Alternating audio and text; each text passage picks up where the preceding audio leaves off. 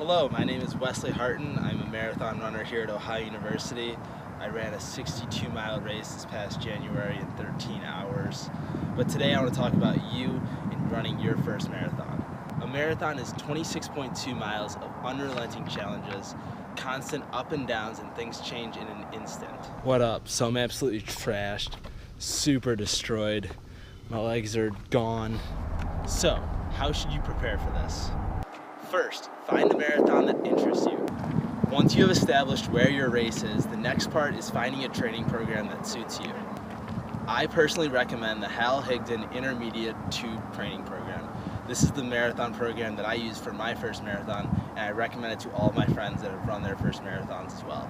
After you have your program, now you start running. Staying consistent throughout the program will help you see significant strides. The most important run of the week is the weekend long run. These start at about 10 miles and will work their way up to 20 miles.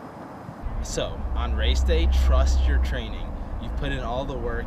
Don't change anything up on race day. Wearing new socks or even new shoes could lead to race day catastrophe. So lastly, have fun with it. There's nothing like your first marathon. Take it all in, high five all the little kids, say thank you to all the volunteers, and most importantly, smile. It's an experience that you won't ever forget. I've got a workout to finish, but hopefully I'll see you guys out on the trails.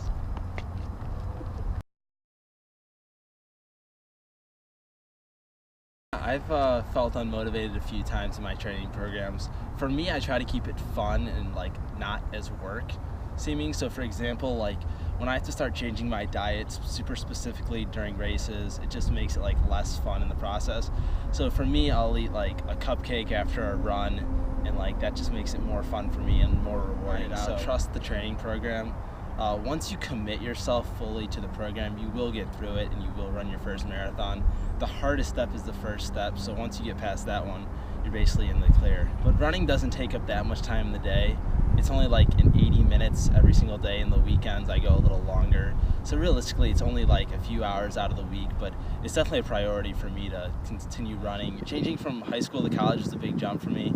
I still ran marathons in high school, but once I got to college, I started running ultras. Those are distances anything above 26.2 miles. So I ran my first 50K, which was 31 miles, December of last year. I ran a 50-miler over the summer, and then this past January a 62-miler. This summer will be my first 100-miler. So as soon as I've gotten to college, I started running farther. My uncles are a big support for me, my family in general. My sisters are runners, so we always text back and forth about our workouts and how we ran today. There's always new races. I can always get faster. There's always new adventures. So for me, it's just continuing to go on with it. So my sophomore year of high school, my uncle and I ran a race in October. It was just a 5-mile race. I did well, he finished behind me. And then in January, he told me that he wanted to run his first marathon. And I looked at him like he was crazy because he just finished behind me in this 5-mile race. Why would he run a marathon and I not run one? So I decided that I would run my first marathon with him. We both ran the Athens half marathon the following April and the Cleveland full marathon that next month. So we both just ran our first marathon together, and it was an awesome experience.